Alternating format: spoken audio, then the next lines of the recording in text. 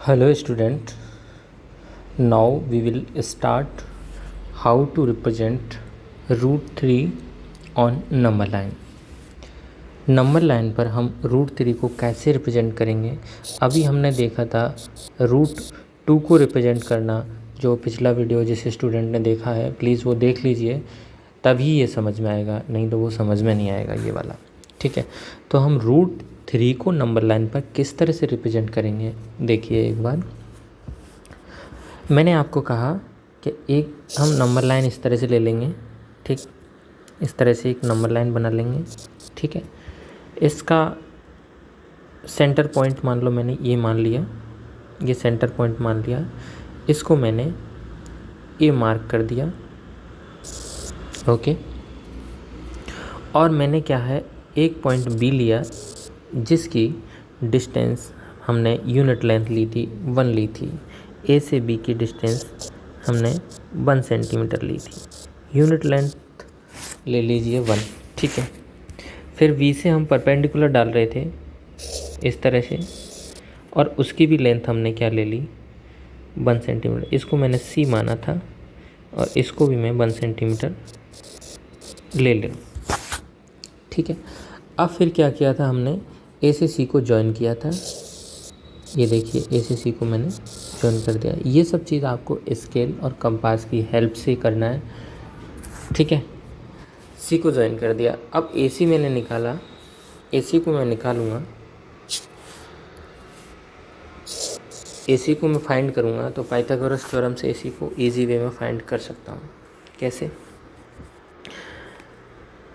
A C square equals to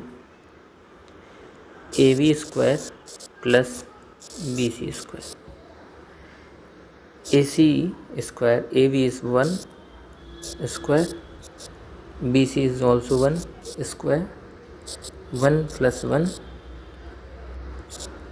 2, A C square equal to 2, A C equals to root 2, चूँकि हमने पहले निकाल चुके हैं। तो ये मेरा रूट 2 निकला। अब क्या करना है आपको, ए को सेंटर मान करके ए सी रेडियस का एक सर्कल खींचना है। ए को सेंटर मान करके ए सी रेडियस का एक सर्कल खींचेंगे। तो सर्कल जैसे आप ए सी रेडियस का सर्कल खींचेंगे तो इस तरह से वो सर्कल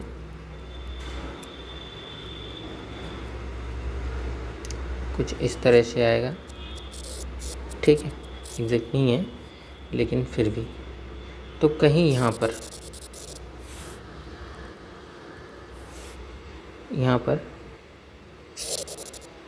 ये पॉइंट डी हो जाएगा, और ए से डी की जो डिस्टेंस होगी, ए से डी की डिस्टेंस होगी वो रूट 2 को शो करेगी। ठीक, लेकिन हमें रूट 3 को शो करना है। इस प्रोसेस को आगे बढ़ाते रहिए। क्या करना है आपको, फिर से AC है उस पर एक परपेंडिकुलर बनाइए यहाँ से, और उसकी लेंथ आप 1 ले लीजिए, 1 सेंटीमीटर लीजिए। देखो मैंने ये परपेंडिकुलर बनाया और इसकी लेंथ मैंने 1 सेंटीमीटर ले ली। ठीक, इसको आप कुछ भी नाम दे दो, डी इधर दे दिया तो ई दे दो इसको नाम। फिर हम क्या करते, ए से ई को ज्वाइन करते थे। ठीक, ए से ई को ज्वाइन किया। ठीक है, और अब जैसे मैंने ये परपेंडिकुलर डाला तो ये 90 डिग्री एंगल था। परपेंडिकुलर का मतलब होता है ये मेरा, जैसे मान लो लाइन ये ए बी है और ए बी पर मैंने सी डी कोई परपेंडिकुलर डाला, तो परपेंडिकुलर का मतलब होता है 90 डिग्री एंगल बनना। ठीक है, ये भी 90 डिग्री होगा और ये भी 90 डिग्री होगा। ठीक है, दोनों एंगल 90 डिग्री होंगे। तो ये चीज़ आपको आती होगी इसलिए मैंने बताई नहीं। ठीक, अब देखिए मैंने ए सी लाइन आपको दिख रही होगी, ए सी पर परपेंडिकुलर ई सी डाला, फिर मैंने ई ए को ज्वाइन किया। तो देखो ये मेरा कितना है इस टाइम, ए सी मेरा रूट 2 है और ई सी मेरा 1 है। तो पाइथागोरस थ्योरम से ई सी में निकाल लूँगा, ए ई में निकाल सकता हूँ। देखिए इन ट्रायंगल, इस वाले ट्रायंगल को एक बार देखो ध्यान से, मैं इस वाले ट्रायंगल की बात कर रहा हूँ, इस ट्रायंगल की फ़िलहाल बात कर रहे हैं अपन।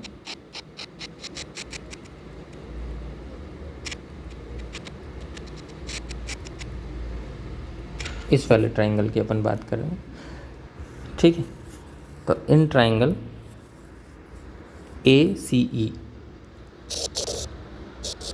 राइट एंगल ट्रायंगल है ACE, okay, then you can write like that EA square is equal to AC square plus EC square, AC square plus EC square, ठीक।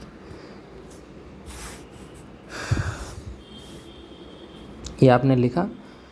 यहाँ पर हमें पता है कि ये लेंथ मेरी √2 है, दिख नहीं रही होगी आपकी, अब दिखा दी मैंने, ये √2 है लेंथ। तो AC मेरा कितना है, आप लिखोगे सर कि ये √2 है, √2 का स्क्वायर, और EC मेरा कितना है 1, तो 1 स्क्वायर, ओके। देन √2 का स्क्वायर करेंगे तो रूट हट जाएगा, सॉरी रूट हट जाएगा, √2 का स्क्वायर करेंगे तो रूट हट जाएगा और ये होगा 1, ठीक है। तो EA square equals to 3, EA square equals to 3, so EA equals to √3। तो ये मेरी जो लाइन है, ये मेरी √3 को शो करे।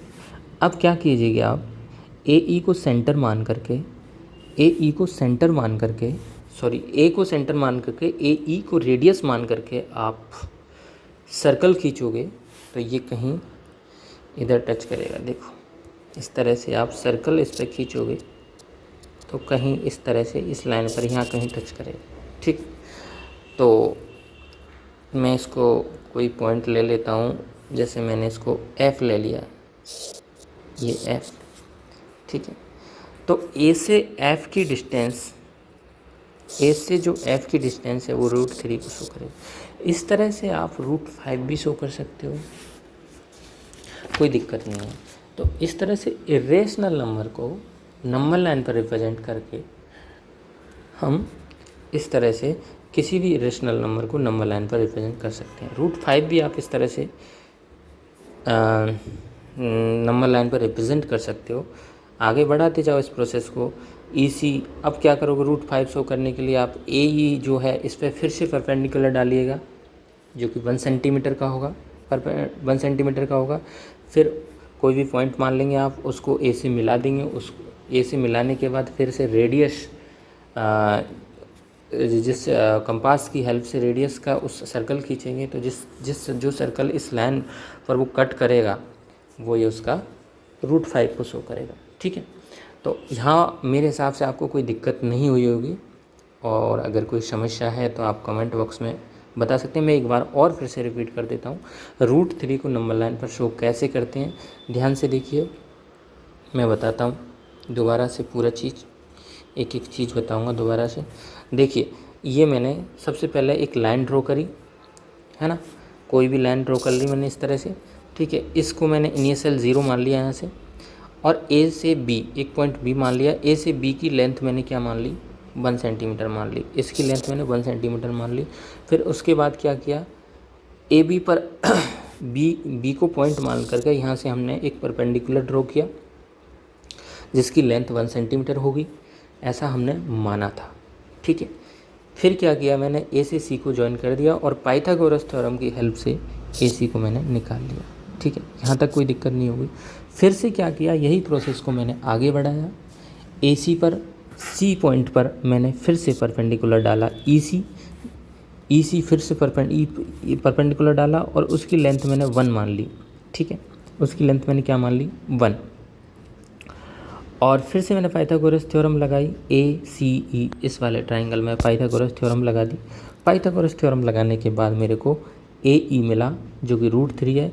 फिर मैंने क्या किया, इस AE को रेडियस मान करके एक सर्कल खींचा, जो सर्कल मेरा कहीं F पॉइंट पर यहाँ पे कट करेगा, है ना। तो A से F की जो डिस्टेंस होगी वो 3 होगी। यहाँ तक मेरे हिसाब से कोई दिक्कत नहीं होनी चाहिए आपको। √5 आप खुद से करके देखिए, √5 को कैसे नंबर लाइन पर रिप्रेजेंट करते हैं। दिक्कत आएगी तो मैं आपको ज़रूर बताऊँगा, कमेंट बॉक्स में बता दीजिएगा। धन्यवाद।